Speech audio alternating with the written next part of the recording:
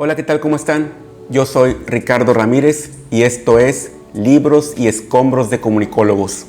El día de hoy quiero comentarles acerca del libro El seductor de la patria, escrito por Enrique Serna, un novelista e historiador. Este libro fue publicado en el año del 99 y constantemente se ha seguido reeditando. Lo que pasa es que los comunicólogos debemos tener el hábito de la lectura, de la buena lectura. Y les comento, yo el año pasado, 2021, descubrí el libro El vendedor de silencio, escrito por Enrique Serna, donde trata del periodista Carlos de Negri, que fue quizá el mayor líder de opinión en el México de mediados del siglo XX.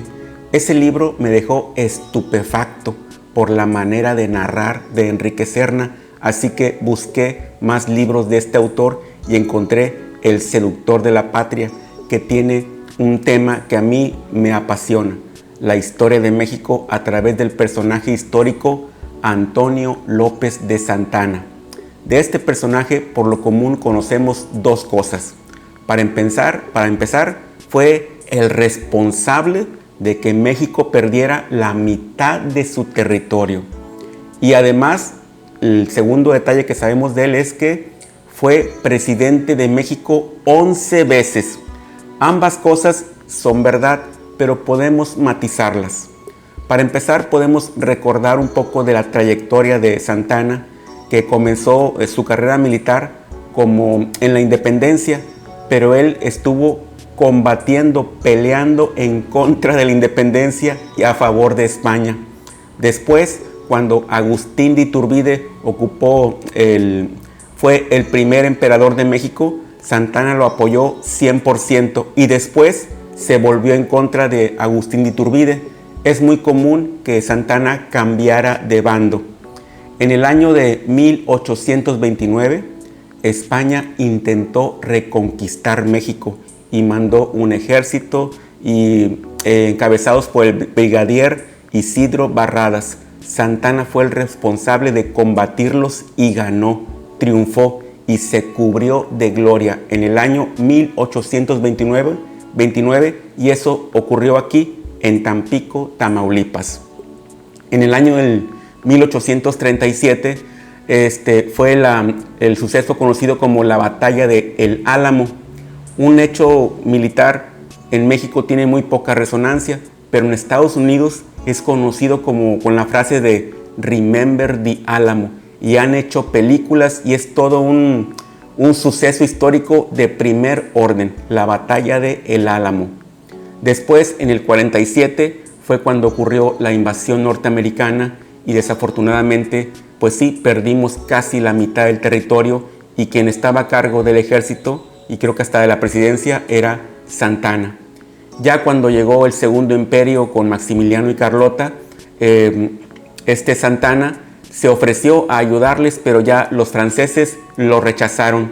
Al final Santana, ironía del destino, toda su vida estuvo combatiendo y falleció ya en su casa, en su cama, en una casa de la Ciudad de México. Esa casa todavía existe. Enrique Serna, para narrar la historia de Santana, lo ubica ya en su etapa de ser un anciano en la Ciudad de México, donde él recuerda todo lo que hizo y se empeña por escribir sus memorias para aclarar todo lo que ocurrió en su trayectoria como personaje público. Enrique Serna, para narrar esta historia, utiliza el género epistolar. Vemos a Santana escribiendo cartas a sus compañeros de armas, a los políticos, acerca de lo que está ocurriendo en el campo de batalla o en la política de México. Es fascinante su narrativa, pero también vemos las cartas, podemos leer las cartas que escribieron sus compañeros de armas y los políticos. Entonces, por ejemplo, de un mismo hecho, puede Santana comentar: yo gané la batalla porque fui muy valiente, pero de esa misma batalla, un compañero militar puede decir: Santana se equivocó, fue un cobarde, tal y tal. Y un político puede comentar: en esa batalla se robaron todo el dinero. Y eso es lo fascinante, que podemos comparar un montón de elementos que concurren en un mismo hecho. Es bueno aclarar, yo considero que esta es una novela de no ficción, porque todos los elementos, los datos, las fechas, las batallas, los personajes son completamente reales, simplemente novelados por Enrique Serna. Y aquí viene la pregunta si sería importante, antes de abordar esta novela para leerla, si sería bueno conocer los detalles elementales de la historia de México.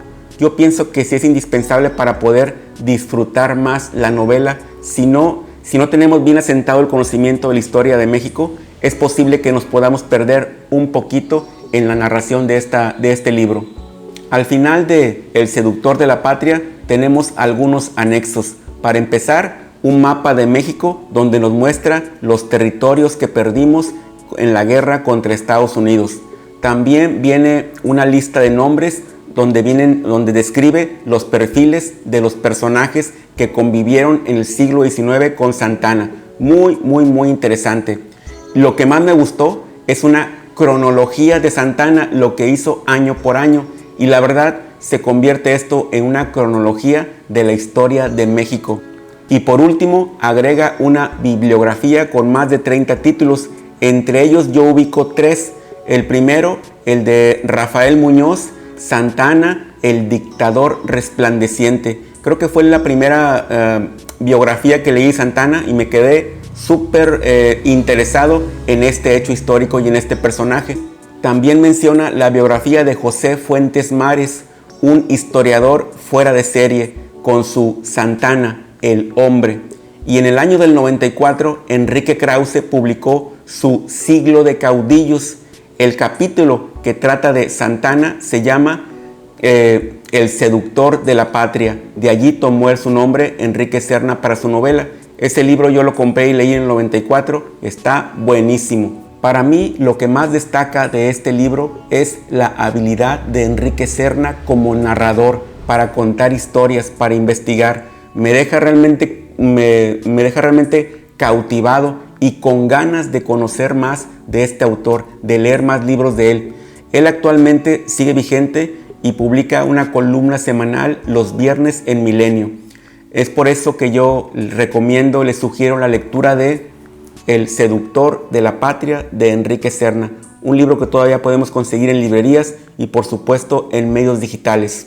Yo soy Ricardo Ramírez y esto es Libros y Escombros de Comunicólogos. Hasta pronto.